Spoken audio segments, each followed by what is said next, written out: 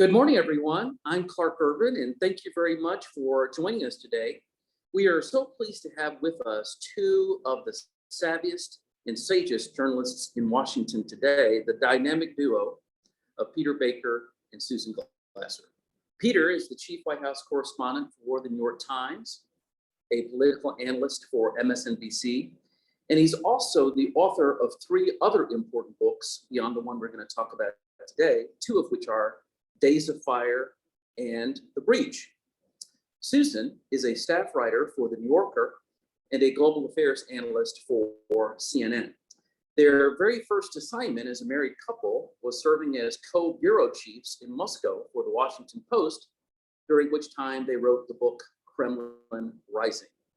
Today, they're with us to talk about their latest book, The Man Who Ran Washington, The Life and Times of James A. Baker III, the legendary White House Chief of Staff, Secretary of State, and Secretary of the Treasury. With that, please join me in welcoming Peter Baker and Susan Glasser. Over to you two, and thanks again for joining us today. Mark, thank you so much for the invitation. We're so thrilled to be with you guys today. We wish it were in person, but we know that's coming soon, and we're all, I think, excited about this new world opening up again where we can be physically together. So as we do our last few Zoom world kind of events like this, we couldn't be more delighted than to be with St. John's. And I'll say this, as a White House correspondent going back to 1996, I've been to St. John's numerous times, often with presidents, and it's such an important institution in our world, in our city, in our community. And so it's a real honor to be with you today. Yeah, well, that's right. And especially, I have to say, Clark, it's delightful to be with you. You've been a great friend and great citizen of Washington over the years. So we're delighted to see you, if not yet in person, and great to spend a little bit at Sunday morning with all of you today. Thinking back to the fact that it's almost a year, since St. John's made headlines, in not the right way.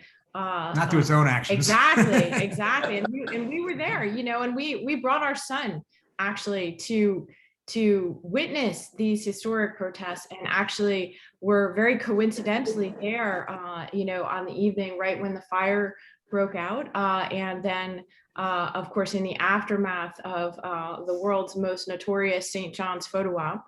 And it will figure into our next book project undoubtedly, because I think it was a very significant, we're going to do a book about Trump, and I do think it was a very significant and telling moment that talked about and was really a precursor maybe of the ruptures to come, the rupture that led to another historic building, the Capitol, being the backdrop for scenes that we could not have imagined. And, that might be a little bit of a sideways introduction to our talk today, but I don't think it is really. And that's where Peter and I wanted to start today, is with the question of, what has Washington become? And for us, that was actually a kind of a subject when we embarked upon The Man Who Ran Washington. It was before the Trump presidency. It was during the Obama presidency, but already I think we had a sense of Washington's extreme dysfunction at that time, in a sense that things and institutions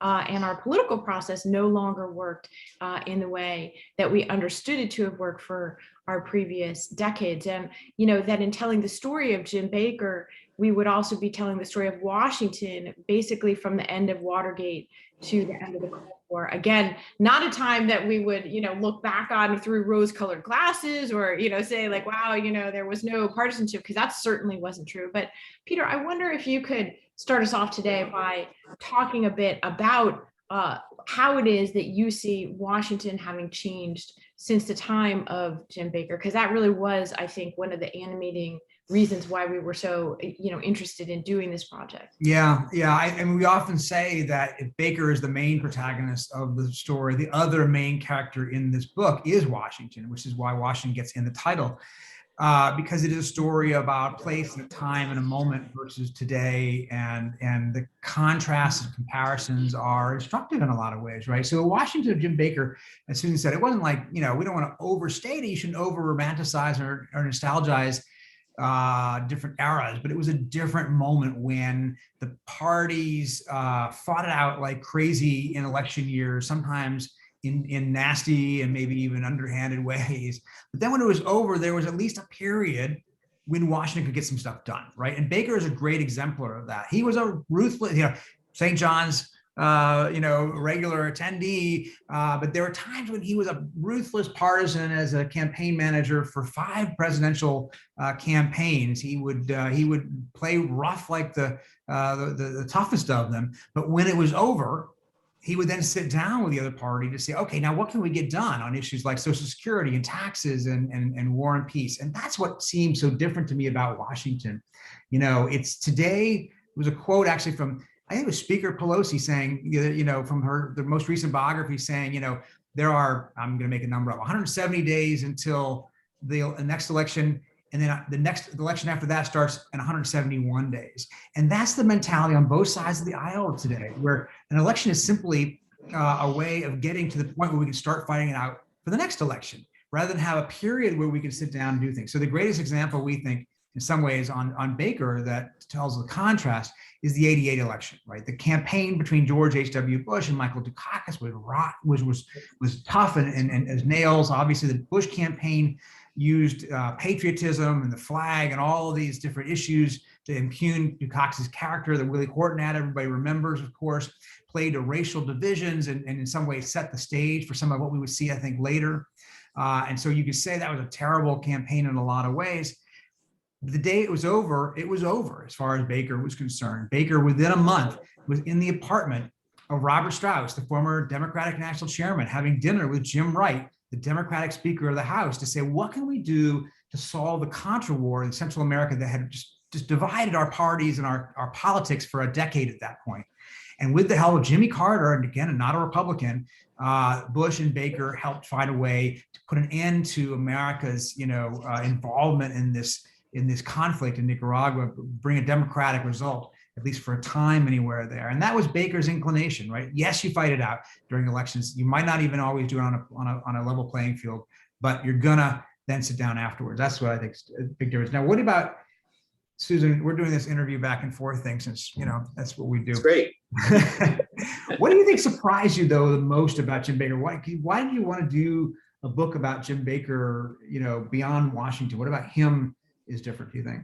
Well, look, I think it goes a little bit to your point about the difference between, then and today. And I should point out, it was not just some sense of noblesse oblige or something that led to a different set of outcomes, but a political and structural change in our system too. I mean, it wasn't like Jim Baker was just a sort of disinterested public servant. In fact, it was his keen sense of what worked in politics that enabled those deals. So I wouldn't want to misportray that. I do think it's important to note that the difference between then and now might be summed up as to say that the road to success in politics led through actually accomplishing something, in addition to deals in their own right, which, and we can talk about that, and Baker's, I think, unique character and facility and just natural ability as a deal maker. One thing that I will tell you, that transcends time and place and moment is definitely about our subject, our character. And he is as close to a natural deal maker and negotiator, probably as Washington has seen in recent years. And, of course, he's almost a cult-like figure, really very admired still among Democrats as well as Republicans for his ability to succeed across a remarkable array of different high-level jobs, right? That's part of the Jim Baker mystique, is how do you become a successful White House chief of staff, a successful Treasury secretary, successful Secretary of State, and also run 5 different national political campaigns. That's, can you imagine Karl Rove and Henry Kissinger swapping jobs? Of course not. And so, that I think was the thing every single person asked us, well, what's the secret? What's the secret to Jim Baker's remarkable success? And there it's very interesting. First of all, he certainly gives heart to midlife career changes everywhere, because Jim Baker, the thing that you don't really realize till you sit down and you look at this remarkable chronology is he didn't even come to Washington until he was in his mid-40s is when he moved here. And so you could certainly count this actually as like the world's most successful midlife career change. And interestingly, there was little in his first few decades of life that would suggest that he was either qualified for or would flourish in this set of roles. And, he didn't study theories of international relations before becoming Secretary of State. I'm sure to this day, at age 91, he probably could not go on more than 20 seconds about the Treaty of Westphalia. He did not study economics or work in finance to become Treasury Secretary. In fact, his qualification for the job, as he was happy to say, was a single undergraduate course at Princeton, at which he did not do all that well. On and on it goes. He wasn't that interested in politics. He hadn't even been a registered Republican, although he so identified with the Republican Party. Barbara Bush used to joke that Jimmy Baker, as she called him, back in the days in Houston when they first met each other, that he didn't go to vote because that coincided with the opening of the hunting season, which was his true priority. And so he denies that, just to be clear. But the records are not. It's a telling. Yeah. It's a telling joke. Yes, we haven't seen the paperwork one way or the other on that. The bottom line is that Baker, came from this family of enormous privilege in Houston. His father, grandfather, and great-grandfather were not only lawyers who built Baker Boss, the law firm that at one time was the largest law firm west of the Mississippi, but they were more than that even. Really, they were city builders. They were people who created the institutions that to this day shape modern Houston, including Rice University, which was essentially founded by his grandfather. And this was an enormous family legacy, although interestingly, it was not a family legacy that said, go be a public servant. Quite the opposite. The family motto was work hard, study hard, and stay out of politics. And basically, this went back to his great-grandfather, who had migrated to Texas from Alabama and was actually friends with Sam Houston. But his great-grandfather was the only previous known member of this direct family who was in politics in any way. He was an elected judge in Texas for 1 year during the Confederacy. It was a disastrous move from his perspective. We don't fully understand, why that was, but we do know that when Reconstruction came, Judge Baker and all of the other judges were thrown out by the new government. And from then on, the family determined to stay strictly out of politics. And so, it actually was a kind of an act of rebellion. And I think that was the interesting thing about Baker. But the truth is that obviously, Peter, he never would have been in politics if it weren't for this very unusual friendship forged on the tennis courts at the Houston Country Club. And, obviously George Herbert Walker Bush was, I believe he was a parishioner of St. John's at one time. How much do you think, Bush and Baker shaped and influenced each other's careers? Because we've had this sort of conversation and, it's not a fully answerable question. I mean, my own view is that, certainly Jim Baker never would have been in Washington and wouldn't have been in politics at all if not for Bush. But what about the other way around? Would Bush have been president if not for James Baker? Yeah, it's a great question. And I think the short answer is probably not. I mean, I think that's a reasonable thing to suppose. Jim Baker, as Susan said, met George H.W. Bush as tennis partners at the Houston Country Club, right? They were not political buddies. Baker wasn't in politics at that point. But Baker was a pretty good tennis player. He had won multiple singles championships. And so Bush comes to Houston, a young oilman trying to make his way, also interested in politics. He's a competitor. He's looking for a good doubles partner. Who does he find? He looks and sees, well, this guy Baker is pretty good. And they won 2 doubles championships 2 years in a row there. And they would still tell you, Bush to this dying day would tell you about those. We interviewed him for this book. Baker today would still tell you about those doubles championships. They're very proud of them. But that's how they met. And that was the friendship that they developed. They had, cocktails at Christmas, touch football at Thanksgiving. It was a family friendship long before politics. And that's what makes this unique, right? If you look back at most secretaries of state and most presidents, they're not personal friends. Sorry, that's our co-author, Ellie. Ellie, who's joining us for our conversation this morning. They're not personal friends. They're usually political allies, sometimes even political rivals, like Obama and Hillary Clinton, in order to knit a party together or what have you. And so they don't have the kind of intimacy that Bush and Baker did. Baker runs all three of Bush's campaigns for president. He's the guy who tells him in 1980 to fold his house, fold his cards when he's losing to Reagan, which Bush resists and resents. And yet it's only your best friend who can tell you to do something like that and get away with it. There were tensions over at moments. Bush appointed picked Dan Quayle to be his running mate and appointed John Sununu as his chief of staff without telling Baker, which was seen sometimes as kind of an act of defiance because he hated the idea that Baker was his manager or handler. But broadly speaking, it was this close-knit friendship that made them successful. When you're a Secretary of State and you land in a foreign capital, what the foreign leaders are looking to see is, does the Secretary of State really speak for the president? And a lot of times in recent years, you couldn't necessarily say that. Certainly, I don't think anybody thought anybody spoke for Donald Trump. Even John Kerry, I think, was perceived by people as not necessarily Barack Obama's guy. They couldn't tell for sure if he had his imprimatur. Nobody doubted that about Jim Baker. So he could make deals. He had power, he had sway and influence because of this personal friendship that lasts till the day they died.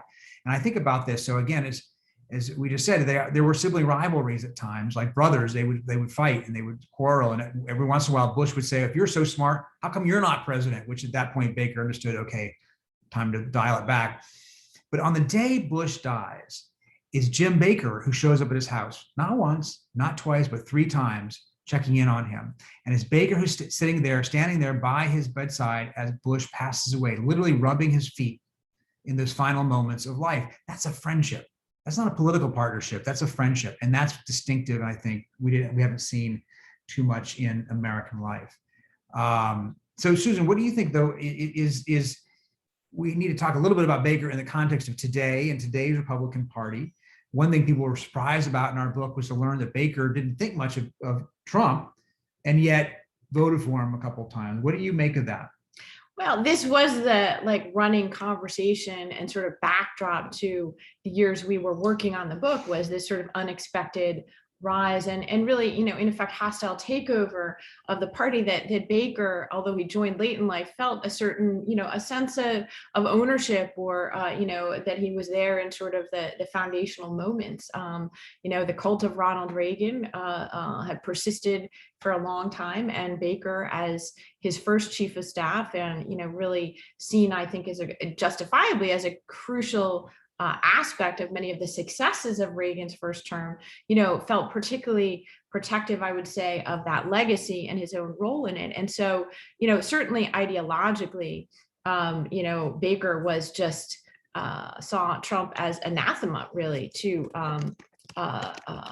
what he still believed. I mean, and he'll say he was a free trader, and to this day, he was outraged also at a lot of just the sheer kind of incompetence, for the guy whose name is still synonymous with, the effective running of the White House and administration. Mm-hmm. He just found that. I went to visit with him for the book just a few weeks into the last administration in sort of late January 2017, I think it was late January 2017. And he said to me, Susan, Mexico's not going to pay for that wall. Why does he keep saying that? And things like that. Just there was just such an incredible disconnect there, both ideologically and in terms of character and temperament. He actually said very straightforwardly that he thought Trump was nuts, that he was crazy. He couldn't understand why someone would seek out the role of president and then refuse to act in a way that he saw as presidential. And yet every single time, Baker, he couldn't quite bring himself to electorally disavow Trump. And I think, Peter and I kept asking the question in different ways over and over again. We kept getting more or less the same answer, which is, I'm terribly uncomfortable with this man. I don't like him. I don't agree with his policies.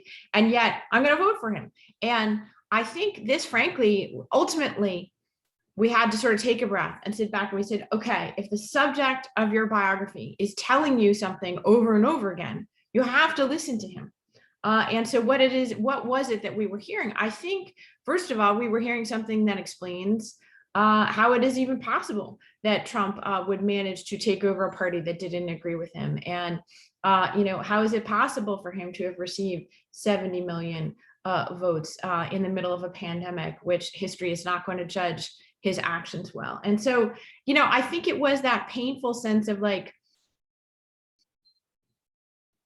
it's not the party I recognize. In fact, that's what he said the very last time he was willing to speak to us about this. He essentially said, okay, look, I'm still a Republican, even if my party has left me. And, you know, I think there's also a canny enough politician still who recognizes that while it may not make that much sense, he's not an owner of what the party is right now, and that Baker's legacy in our book is about his time when he was accountable for actions and decisions of the government. And that's an interesting question, I think, for all of us right now, actually, is the question of, well, how much responsibility does any individual have at this moment in time for what it's easy to beat your chest about and lament as the polarization and dysfunction of our politics, but who's willing to be responsible for it and who should be responsible for it? I think, to me, that was the set of questions that were raised by this. Now, I know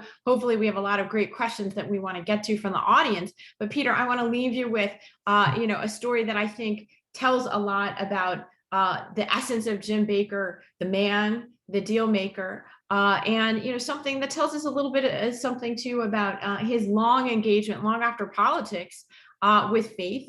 He has played an interesting role in the Episcopal Church, not just often visiting here at St. John's, but I love this story about Baker and his role with the Texas Episcopal Church, because I think it tells you something like what you are at the beginning and end of your career in a way is what you really are. And for Jim Baker, that's deal maker. What was the deal that he made for the Episcopals in Texas? Yeah, so if you actually wrote a book called Art of the Deal, you actually would think it would be by Jim Baker, because that is what he did. He as Susan said, he was instinctively, you know, a negotiator. He brings together Germany, reunites Germany after the fall of the Berlin Wall. He helps navigate the end of the Cold War with the fall of the Soviet Union. He brings together this coalition that backed America in the first Gulf War, including Syria, including Egypt, including the Soviet Union, right? And by the way, they paid for it. He managed to convince them all to pay for our war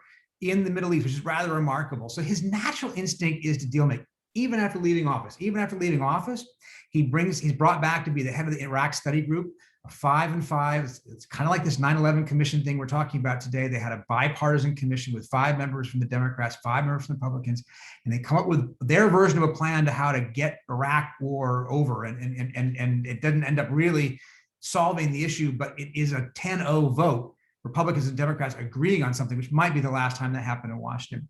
He also did in private life in other ways. Like he helped, for instance, negotiate the end of a long fight over the Eisenhower Memorial, which has now just gone up here in Washington. They had a big fight between the family and the artist that lasted for years. Jim Baker is brought in. He manages to solve that.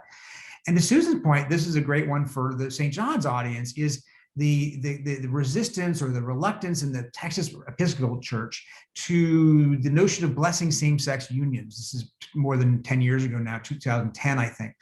And there was this real worry that the Texas church was going to break off from the national church over this issue because, you know, of its, and Baker is brought in by Bishop Doyle from the Texas church. And what do we do about this? And Baker's instincts immediately go to how do we solve this issue? And his solution is, let's just give each parish, each different minister, the ability to make the decision whether to bless unions in their parish.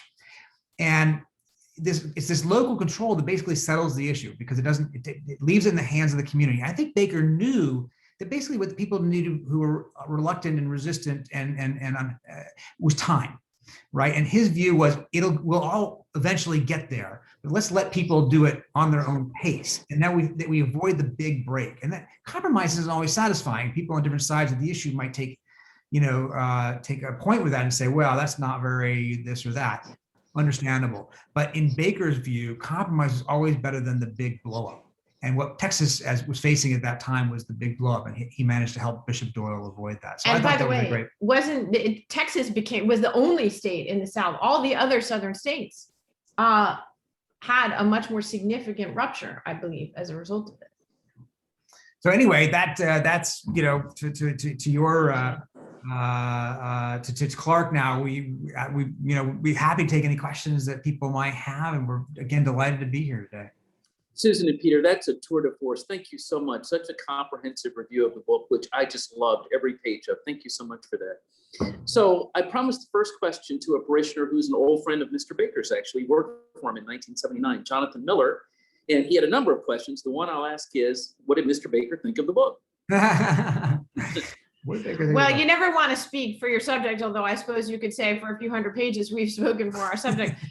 He's been very generous. Obviously, we've done a number of appearances with him in our Zoom book tour, and actually got to see him in person just a few weeks ago for the first time since the book came out, which was also the week of his 91st birthday. And let's just say, first of all, that we should all be in such good shape when we're 91, for sure. Baker is always prepared. That's part of his motto. And he was well prepared with a line about the book. And he said something to the effect of, I said they could do a warts and all biography of me. I just didn't mean all the warts. But the truth is,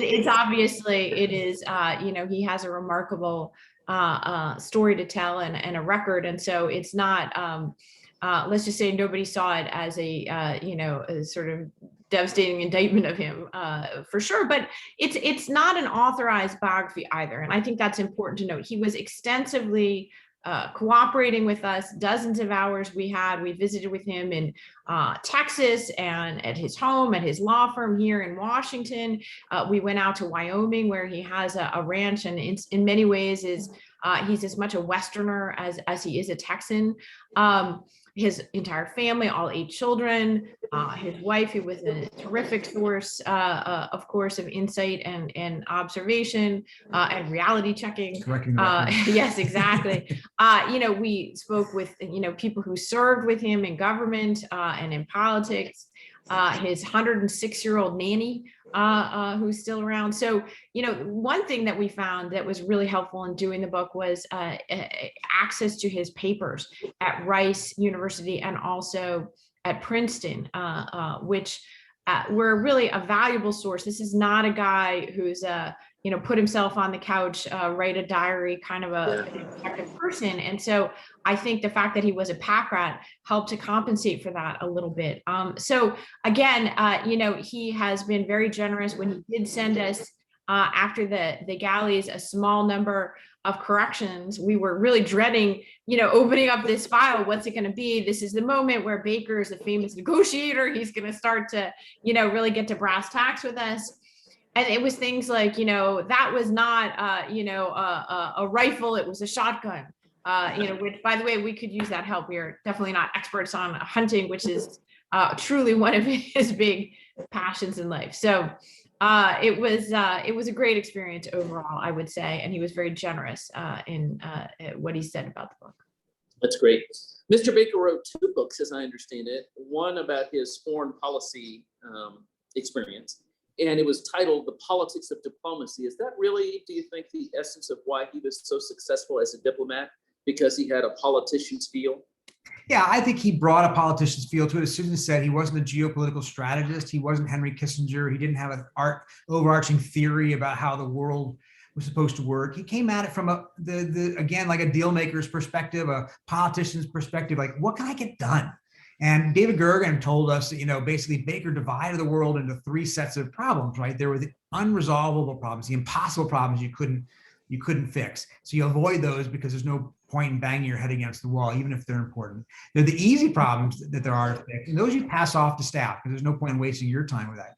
And then the ones that he focused on were the really hard but doable ones, right? And he brought the politician's perspective to that.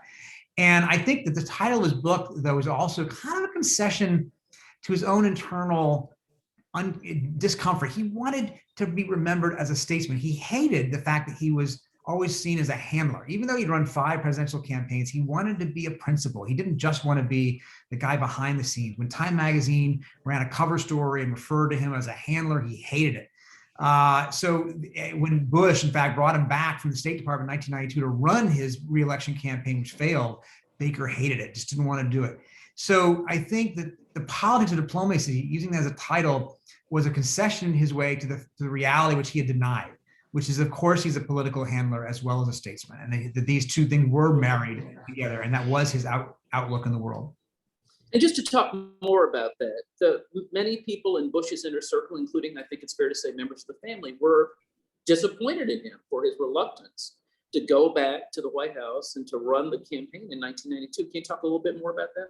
Yeah, Clark, I'm glad you mentioned that, because I think that was really a key moment. It was a testing point, absolutely, in his relations with the Bush family. And I think in his own reckoning with this kind of remarkable career in Washington, which comes to an end on a very sour note, actually, right? The 92 campaign, if they had visions of Jim Baker riding to the rescue, it wasn't going to happen. I think that in part his reluctance was he didn't want to be sucked back into the world of politics, partially, being Secretary of State when the Soviet Union is collapsing and the world is literally changing day by day. And it's, there's a palpable sense that this is one of those hinge moments of history. Who wants to go back and approve attack ads, when you could be constructing a new international order, right? So that would be understandable regardless. I also think that he understood that Bush was going to lose, or that there was a pretty good chance that Bush was going to lose. And up until then, one of the things that had characterized Baker's career in Washington was a remarkable ability to be associated with successes and somewhere nowhere to be found in the failures. Iran-Contra, of course, being the most notable example in the Reagan administration. In fact, many people, including Nancy Reagan, wrote in her memoir that she believed that Iran-Contra wouldn't have happened and almost sink the Reagan presidency had Baker remained as White House chief of staff. And so when you look at that 92 campaign, right, all those things are going around. He doesn't want to be pulled out of the State Department. In fact, in our book, we point out that he was even desperately trying to drum up a last-minute Middle East peace breakthrough in order to avoid what he saw as this kind of, death sentence for his tenure as a diplomat, and his advisors reluctantly telling him, sorry, Mr. Secretary, it's not going to work. It's not going to happen.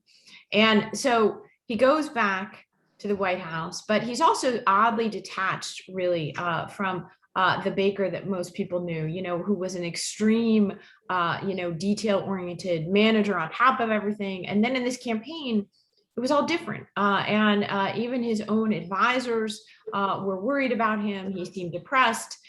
He wasn't showing up to meetings or deferring to others. And when the defeat did come, I would say that it was, a source of real heartbreak and resentment. In particular, Barbara Bush, George W. Bush, they did feel that Baker really hadn't been there in some ways for the family. Part of the rest of the secret sauce for Mr. Baker was his ability to cultivate relationships with people like you, with Washington journalists. Can you talk a little bit about that? Yeah, no, there's no question about that he was one of those, people in Washington that you see from time to time who really understand how to work the media. And that's, and why that can be important. It's interesting. He didn't have any illusions about the reporters. He was a Republican and figured most of them were liberal. But even if they were liberal, he figured out he could work with them. And that what they really cared about wasn't policy or ideology. What they cared about was a story. What could they write that the other guys didn't have? And so he was masterful at that. If Sam Donaldson called the office around 6 o'clock looking for a last minute fresh bit for the evening news, Baker would have something for him. He'd say, tell him blah, blah, blah, and it would give him something that would feed the beast. He spent Friday afternoons with the 3 news magazines, Time, Newsweek, and US News, because that was their deadline. And he fed them the sort of insider morsels that really animate those particular kind of stories that they did. Larry Speakes, who was the White House press secretary or deputy press secretary, but acting press secretary through most of the tenure, said that he thought Baker spent about 50% of his time with the press. Now that's probably an exaggeration, but it is true that he would not go home any night without having to return every reporter phone call and every congressperson's phone call as well. Sometimes, of course, he returned them too late for deadline, and he would do that on purpose, but he did make a point of reaching out. And I think that he understood that engagement with the press rather than open hostility with the press was just a better modus operandi. But he didn't lie. I mean, he didn't always tell them everything. And if you asked, which we did, a lot of people around town, including members who were parishioners of your church there, I'm thinking about you, Ann Compton. If you ask members of the press corps from that era, like Lou Cannon, David Hoffman, Andrew Mitchell, people who dealt with him day in, day out, they would all tell you he never lied to me. And that was super important. And that's not always the case in Washington. Indeed so. Well, of course, the relationship with Bush was seminal, but to talk about another relationship, can you talk a bit about his relationship with Nancy Reagan? And also the old saw has been that really during the Reagan presidency, the de facto president was Jim Baker. Can you talk a little bit about that? Look, Jim Baker, one of his great skills, obviously, is an innate ability to read the power map of, any world he found himself in. And, you couldn't read the Reagan world without understanding that Nancy Reagan was the big power, and that if you didn't have her support, you A, weren't likely to last long, and B, it wasn't going to go well for you. And, the thing that people maybe don't remember as much about Baker was that he was a complete outsider to Reagan world. And in fact, not only was he an outsider, but he was a hostile force and had run not one, but two presidential campaigns against Ronald Reagan, including in 1980 when he ran Bush's campaign. And for Baker to be sort of invited not only into the inner circle of Reagan world, but given arguably the most important job in Reagan's new administration was really just a breathtaking decision. As with a lot of things, it probably had its roots in the enormous infighting around Ronald Reagan, which really was a pretty remarkable and, kind of toxic thing. I mean, this was a battleground. When the book first came out, in fact, Peter got a text from, a former very senior Trump administration official saying, hey, that Reagan White House, it sounds an awful lot like our White House, except, that it was competent. And of course, a lot of the reason for that was Jim Baker. He, every single day, he was in the White House. One of his rivals said he gained power and the other faction lost it.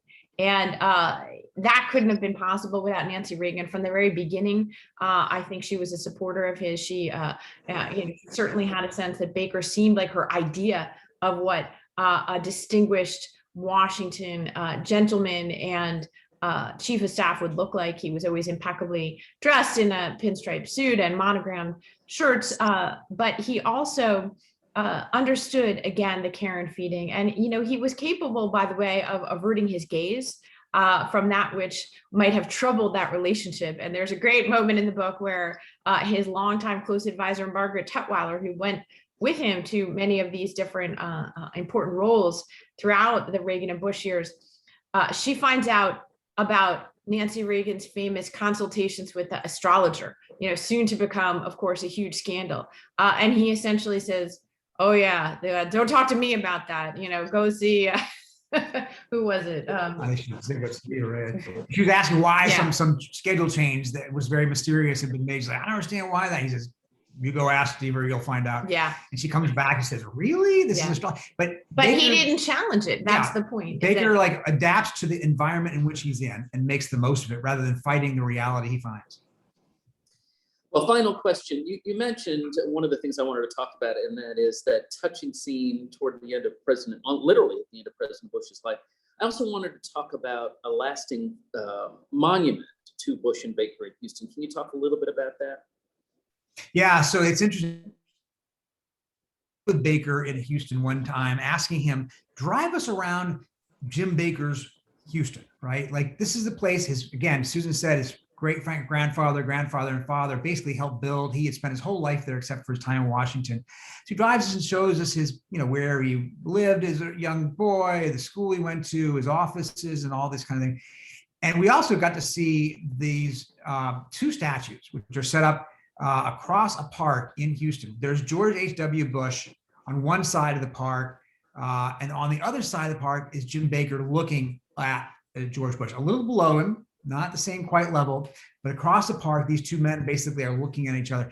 And I thought that was such a remarkable thing. I can't think of an exact duplicate of it anywhere, except maybe the two Bushes are represented together as a statue at the George W. Bush Presidential Library. But when in history do you see these two significant figures, who were such an important part of each other's lives, depicted in such a way? And those monuments, that park, in Houston, I think, reflects a partnership that we've never, very rarely seen in American history. Peter Baker, Susan Glasser, thank you so much for joining us. Everyone, I highly commend this book to you, The Man Who Ran Washington, The Life and Times of James A. Baker III. Thank you both for being with us today. Thank you so much, Clark. Clark, it's wonderful to be with you and with everyone. Thank you so much. Have a great day. Same to you. Thank you.